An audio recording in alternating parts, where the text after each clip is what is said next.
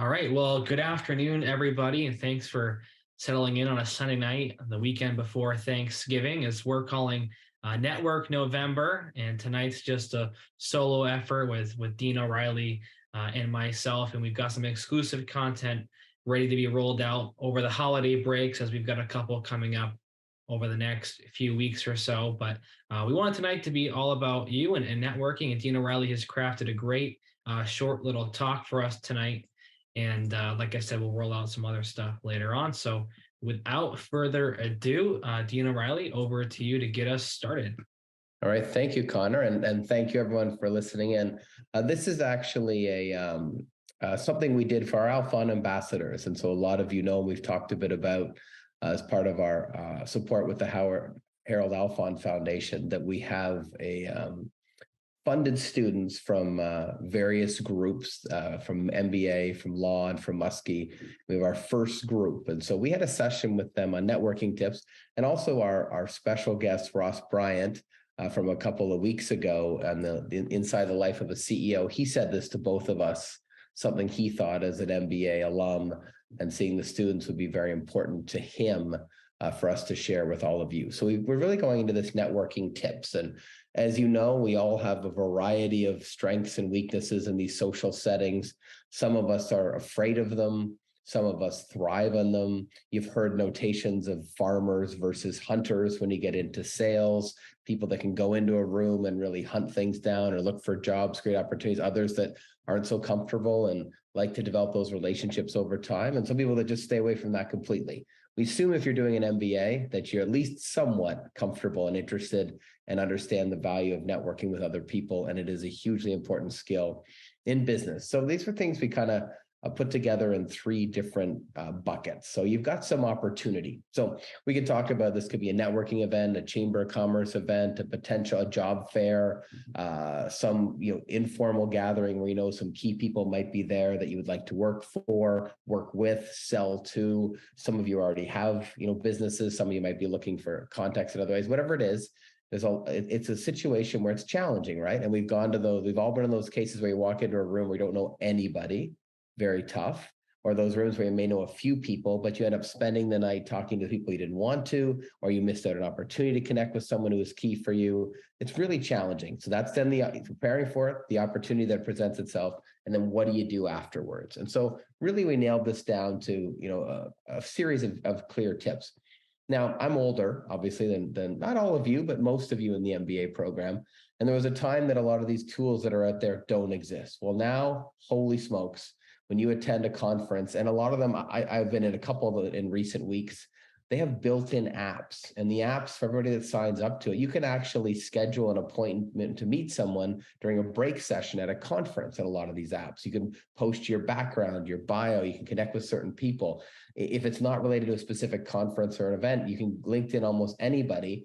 And those that aren't on LinkedIn tend to be people that are super, uber powerful or famous, or people that really haven't thought it through and probably should be on there. But really, most people have, at the very least, the resume on there, their background. You can see where they went to school, maybe where they worked previously. They have certain skills. Have they connected with anyone in common with you, et cetera? So it's very, very easy to do your background. If you're looking in an academic environment, and I'm sure it's the same in many of your environments, we have many, many websites and tools like ResearchGate and Google Scholar. So if you're wanting to meet me, if you're a potential PhD student, you can go on and find almost everything you need to know about me, my research, my background, because it's all out there, readily available. So do your research on the attendees and identify those that you'd like to meet.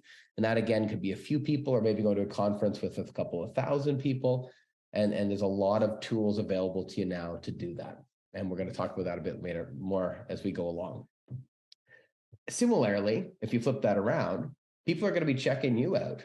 And I know I get lax on this, and I'm a pretty active social media person. Not maybe as active as Connor, but I'm pretty active and have lots of following, and I'm on there quite a bit.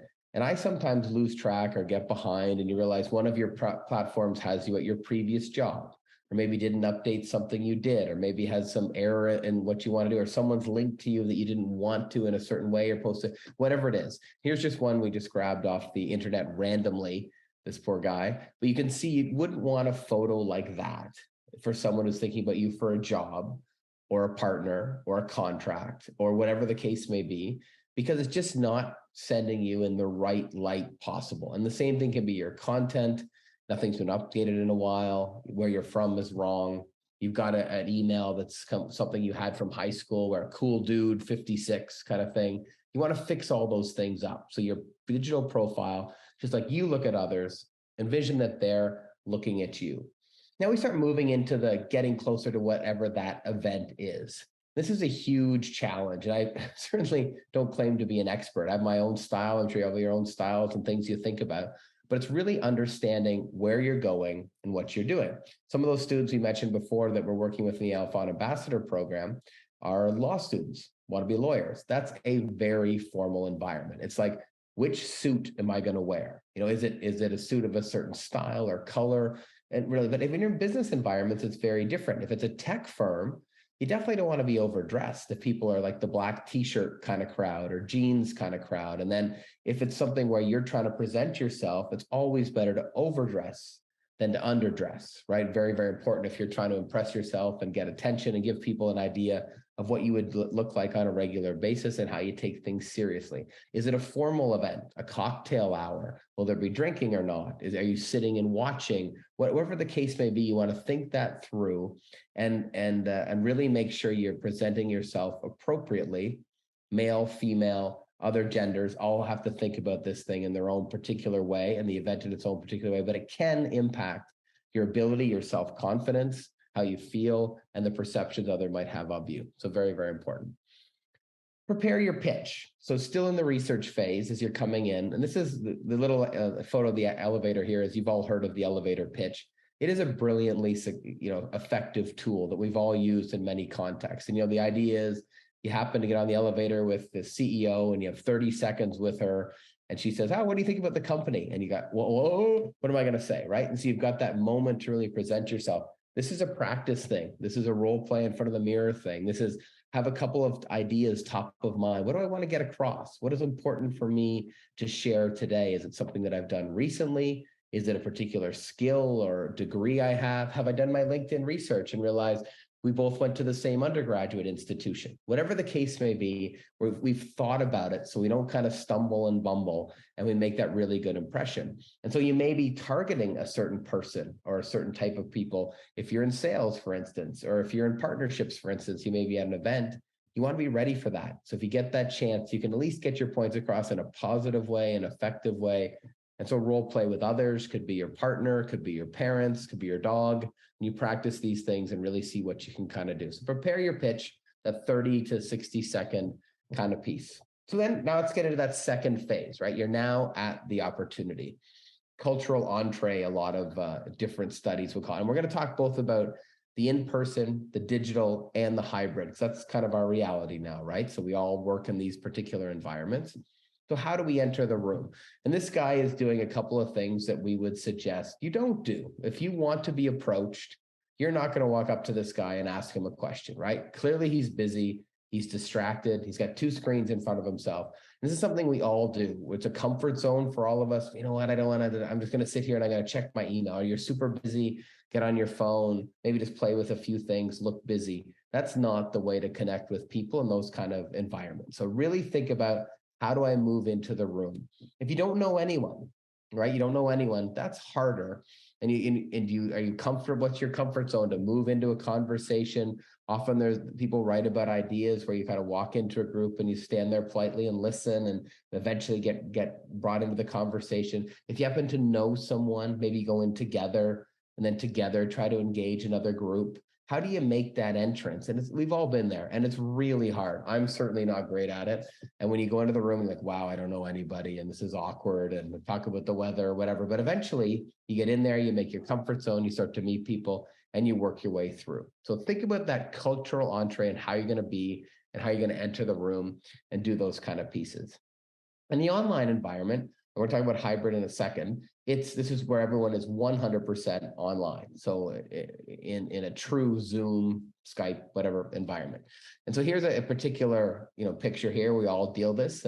And here it's more challenging because your cultural entree is not your physical self or your ability to move around, but it's also less challenging Because you're clearly displayed, right? So you get a chance to be clearly displayed. So you see, Connor and I have thought about our backgrounds tonight. He created these, they're lovely.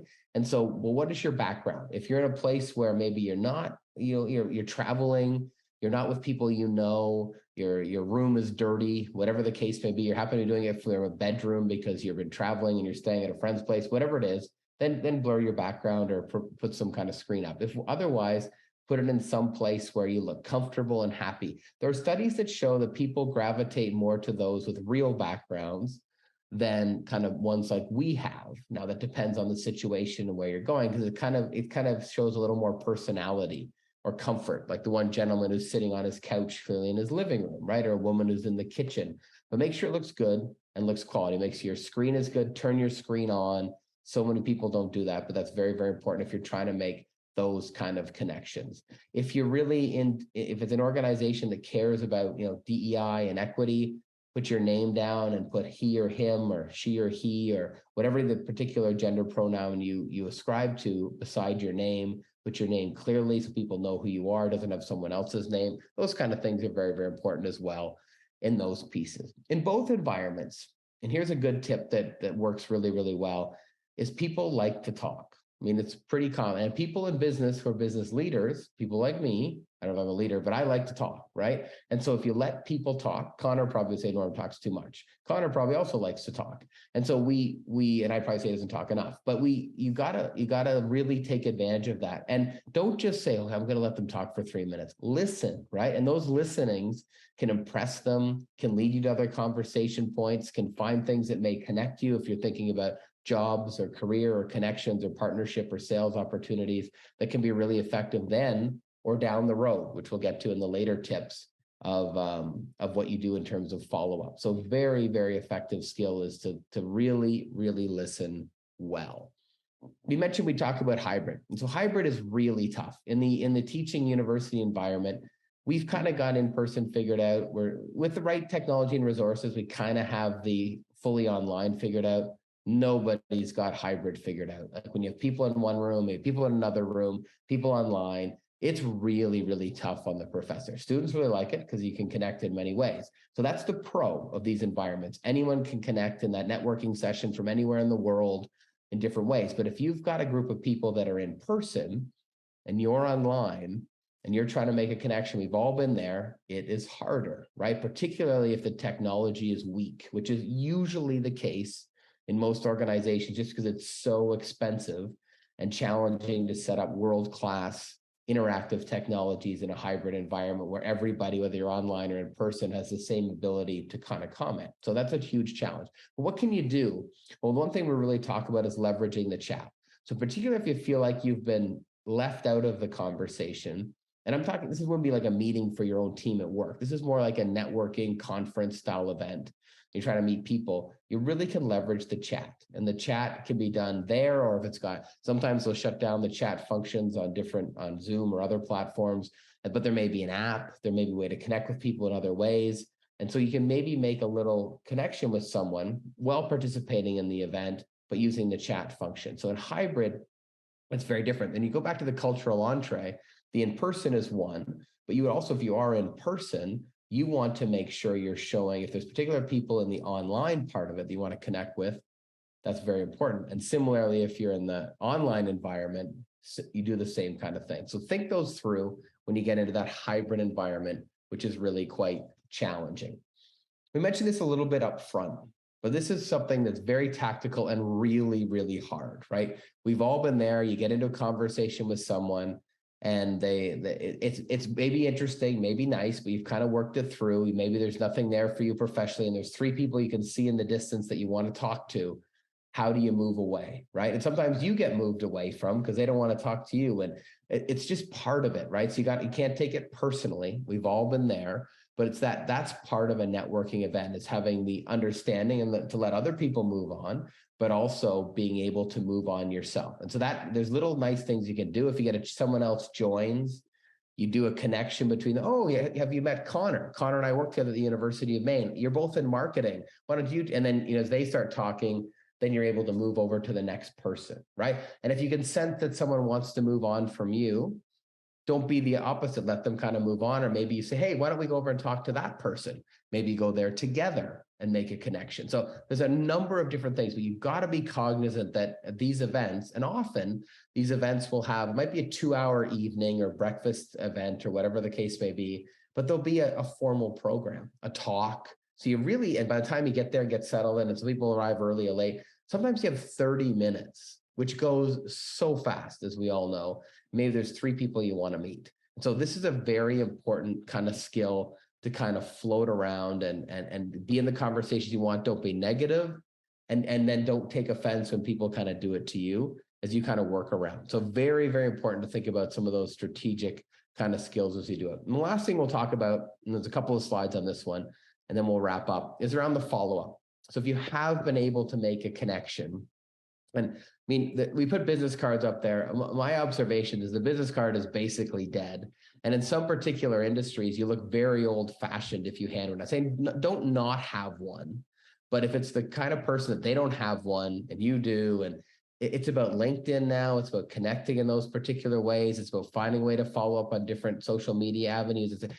But the real goal of following up can be effective. And in some cases, if they're more a traditional person, or a more traditional organization, a business card is really effective. And then you can see on the bottom left there, a thank you card. So I spent 5 years of my career at Ohio University in a sports administration program that's very well known. It has a culture of handwritten thank you cards, which to me seems so old fashioned.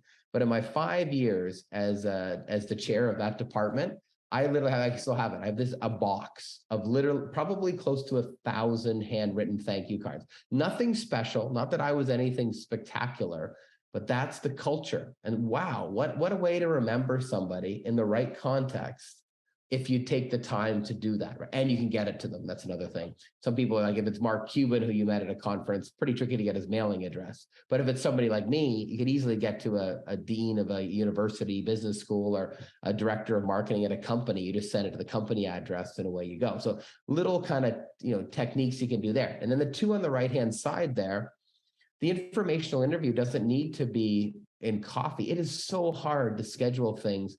I have a hard time scheduling things with people that I work with, right? Connor and I work together all the time. We have to really plan when we can get together. We're both very busy, got all these things going on. So the one at the bottom is great. There's really no difference between an in-person one-on-one and an online one-on-one. Maybe subtly early on, but you're one-on-one, right? Like you're one-on-one.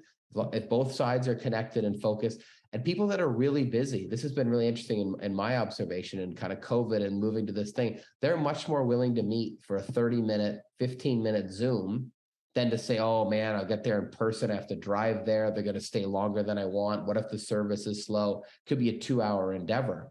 If it's in their calendar with a click and a click, it can be really, really good. So you're much more likely to maybe get that informational interview with that key kind of person. So that could be your ideal outcome. We put a little connection there. You can go kind of check these out. But if you do get one, here's just some thought starters to what you would do. Well, you got to prepare for this, just like you prepared for the event. Dig in, up your research on the person, their company, their background, role play with someone, how things might evolve, and how you might, if you try to position yourself for a job or a contract, how might that go? And what are some of the questions you might want to ask? And then kind of in summary, when you think about this, some takeaways that you could just think about from these tips and what we talk about. And there's a bunch we've missed. What's missing? What do you agree or disagree with? You might say, this is way out to lunch on hybrid. We've got it figured out. That's great. So they're just meant to kind of be thought starters and think about how you prepare for these ultra important opportunities when you can meet people that can really forward your career, your business, or your company, your sales, whatever it is. And then you can see some of those things below. The elevator pitch we talked about. But the second last one, I'm just going to say a couple of words. There's a lot of debate on this. And in the other sessions we've done, we've had lots of discussion because it's what's the goal for the event? Like clearly, if you're trying to get a job, that's very different than if you're trying to network for sales potential. It's very different if you're trying to build the network for your company. That's very different if you're trying to promote that you've got an MBA program at a business school and down the list you go. So really the goal-directed or goal-oriented effectiveness is really, really, really big. But there's some we thought we would just leave you with as you think about networking. So there's 10 tips, and I guess it took 20 minutes, a little longer than we maybe thought, but 10 tips on networking that you can think about as you go forward. Great. Well, thank you, Norm. And I guess I'll be a guinea pig for tonight because I definitely had a couple of questions, both selfishly, but also maybe this is something that probably relates to several people in the crowd here tonight and listening at home or watching at home later on. Obviously, your initial thing about LinkedIn, literally as you were saying it, I'm looking at my LinkedIn, like, okay, do I have any of these things that an employer wouldn't want to look at? So I'm not sure if I can put my LinkedIn in the chat to you if you want to take a look at that. One of the things that I don't really know about is when it comes to how much is too much and how little is too little. And obviously, right now I'm at the stage 24 years old. 6 months left of an MBA program and looking for a job one day. But 5 years from now, I might be 5 years into a job, young professional. And I'd imagine my LinkedIn is going to grow and change as the sort of outlook on my career changes. So I guess with that in mind, going from now to then, if you want to do a personal audit of my LinkedIn page, how do you see that, morphing and changing as the career kind of moves on and so on? And so forth? Yours looks quite good. I'm just looking at it quickly here, but let's again talk about that in kind of like we talked about in the tips, like the different scenarios that you're in. So one of the things we learned with the Alpha ambassadors, which is quite interesting, was that like in the public policy world, like Muskie, and the law world, it's not nearly as important than my experience would say in the business world. So I think for you, which it does, it needs to be just as good as your resume, right? So basically, if someone is checking you out, you want to have enough to tell a story that, hey, I'd like to get to know this Connor guy a little bit more, maybe talk to him, maybe connect with him, but doesn't tell everything. Like you wouldn't say, have like pages and pages and links of all the things you did during your GA ship, during your MBA, or all the things you've done in your sport communication, sport announcing kind of world, or all the things you've done, because you've done so much, but enough to say, wow, this is a multi-talented guy. Look what he's done. He's got all these skills. That's part one. Part two is it's a brilliant, and you can see mine. If we threw mine up and you audited mine, you'd probably tear parts of it to pieces. But I really use it as a communication tool for my research, like all the things that I do around the university, things you do on the media. And I'm now almost at 8,000 followers on LinkedIn. Now, is that Justin Timberlake? No. But when I'm announcing something new, that's pretty good reach, right? And I can tell you I've gotten contracts from it. I've gotten opportunities from it. I've gotten lots of connections. We've got new MBA students for the main MBA from it because they see you, right, in their kind of travels. And if they have some interest and boom, they click and it's very clear then, this is Norm, and you can see a couple of summary things there. And if you want to go deeper into your education experience, and it's really well done. And I haven't gotten into it in my career. I've done a couple of the free trials, but I know people who use the LinkedIn Premium very effectively, who are business development sales people.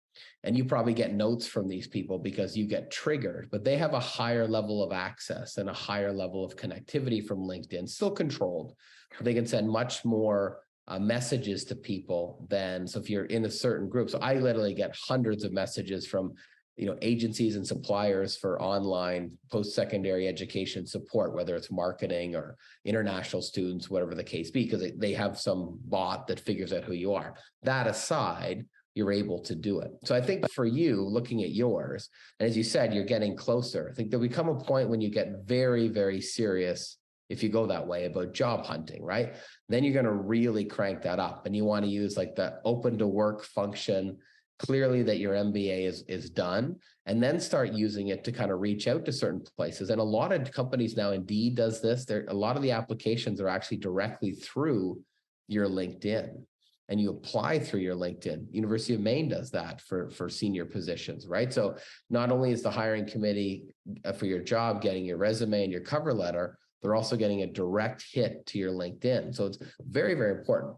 The last thing I'll say to the question is, this is not you for sure, would be you gotta have one. So if you're on here right now and you're in a younger stage professional and you're LinkedIn, you started it once, or you've never done it, or you haven't put it in, you gotta fix that, because everybody who meets you and thinks you're interesting will go check it out right away. And it will just, you want it, even if you keep it very brief or timeless, you want it to tell a story about who you are, like yours does very well, right? Yeah, I guess that, yeah, no, those are all very good points. And for me, my very acute question, I guess, is right now I do a significant amount of variety of part-time gigs. And so Yeah. I feel the need to list all of those part-time things to show the, I guess, the vast experience. But you know, and keeping in line with the same trend as keeping this similar to like a resume, you wouldn't put every single job you've ever had on a resume. So would you usually have the same train of thought when it comes to your LinkedIn? So my view on that, which maybe, sorry, I just got booted out of your LinkedIn, so I'm just typing in my password. There we go. The would be a little bit different. So I think, yes, at your stage, I would put it all in. So the best example I would give from mine is the only jobs I've kind of dropped off the bottom is I worked for a long time for Brewers Retail. I grew up in Ontario. So the beer manufacturers, I was a clerk, I was a truck driver, I did all this kind of stuff. I kept that on forever because I could have customer service, have operations, supply chain. More, I don't put that on my LinkedIn now, but everything that's related to my career, which is, academia, the business of sports, I keep on there. And at your stage, I would strongly recommend that you keep it like you do. And I think because what it says to me is, wow, here's a guy, because no one's going to say at your stage of the game, oh, these aren't career jobs you've had yet or anything like that. It's not like it's going to talk to moving around or loyalty or any of those things you might be concerned about. Say, wow, here's a guy with a pile of skill sets. A lot of people want him to do stuff. He gets paid to do a lot of different things.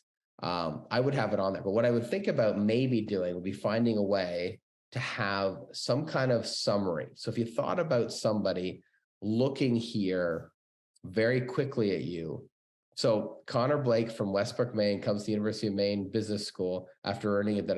You may want to think about having a little more of a skill focus. So if I'm flipping through here and I've got 15 seconds to check Connor out after I got his resume, because I got 600 of them for this new marketing coordinator job, at wherever, then maybe you drop the kind of demographic stuff and go right to the skills. And then you could put that paragraph. It's almost like flipping the order that you had. And I mean, that's something that you probably heard this in your travels when you talk about resumes and cover letters, is people decide in the first few seconds, right, whether they're going to keep you or not. So do they see those real highlights? So often, people have their name and their background, all that stuff at the top. A lot of people say you flip that to the bottom. If I need to know your address or your email or your then win me first. So that's the only thing I think I would say there. Once you get to the job hunting stage, career professional, looking for work, skilled in, experiences in, and then they can roll down, click on your education, click on your experiences if they want to read more and see all that you've done. But I would definitely not be removing at this stage of the game. Others may disagree, but that would be my bias. Yeah, so I guess my last question is kind of random and just a thought-provoking one. But there's a consensus out there of people that'll tell you never put your photo on LinkedIn, almost like you're playing an edition of The Voice, NBC's The Voice, but instead it's LinkedIn version. So, let a job hire you based on your criteria. Don't let them see what you look like, anything like that. But as you've noted, if you're going to have a picture, it's got to be a good one, professional, good lighting, probably your headshot you use at work. That's certainly what I use. What's your take on like the personalization of a LinkedIn page?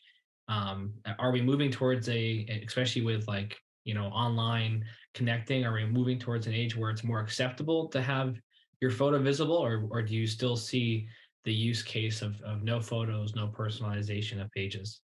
This is a really tricky one because when we had some of the other sessions, like it's obviously a different reality for some females who end up getting, maybe does happen to males too. I think you and I are probably, this is a tricky thing to say, but are relatively, have less risk than some people do, right? Given some of the negativity that's out there on this, but you can control for that and I don't.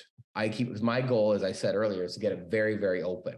One thing we would say to a female particularly, but also a male, but who's concerned about that, like the predatory, the unrequested comments that they don't want, is you have your photo and your background only for those that you can connect with. And LinkedIn, as you probably know, has got a wonderful security feature. Because again, I've opted to keep mine very open for the reasons I said, but that could change if something was to happen, whatever. But if you want to keep it controlled, you keep it so only those see it. So if I come by and it's Connor Blake and you may say Connor Blake, Maine, you may put a couple of things on there and then click with me to connect. And then once they connect, boom, I would absolutely have a photo, professional, have a look, style, whatever. But yeah, if you're in that situation where you don't feel comfortable, you don't want to do it, there are other reasons, absolutely. And the tool is quite good. The only caveat there, if you're job hunting, is that could turn somebody off who doesn't want to click to connect, or an HR person who might want to click to connect. Is that really going to make a difference? We could argue about that, but I think that would be a personal preference. But once you've let people in, and you can obviously disconnect somebody or defriend them, whatever you want to call it, if something was to happen or you didn't like it or you felt, oh, I shouldn't have let that person join with me, etc. Yeah, no, that makes a lot of sense. And you're right. LinkedIn has a really great security feature. And just one anecdotal comment, just because I was down at a conference 3 weeks ago, and I have business cards with me, obviously, for people that wanted them, because demographics are different. But you've probably seen them nowadays. But the people have those tap cards, these Yes. NFC chip version of a business card, which back to your point, I mean, it's a great concept, but it's always this awkward deal of, oh, I'm going to need that card back because I need to go give it to somebody else. So it's a little more modern than the paper, but at least the paper you can give, it's theirs, and you don't have to request this thing back that costs you $20 to. It is, yeah, that's not good, I don't think. But then you also have the ones like the in between that might have, like, they're a little cooler looking than the traditional card, may have a barcode on it that you can click to connect on, is done in a cooler kind of way. I think you want to have them in your pocket, and this is what I would do. And then you kind of feel out the situation, like, this is appropriate. If this person gives me a card, I give it right back. But if this is one where, hey, this is a very techie person, I'm going to connect with you, I'm going to like you. Yeah. And you play it how you feel, right? Is this comfortable to give them a card or not? Maybe that's how it feels. There are just some people out there now that feel like these are less important. So with that, we can probably wrap.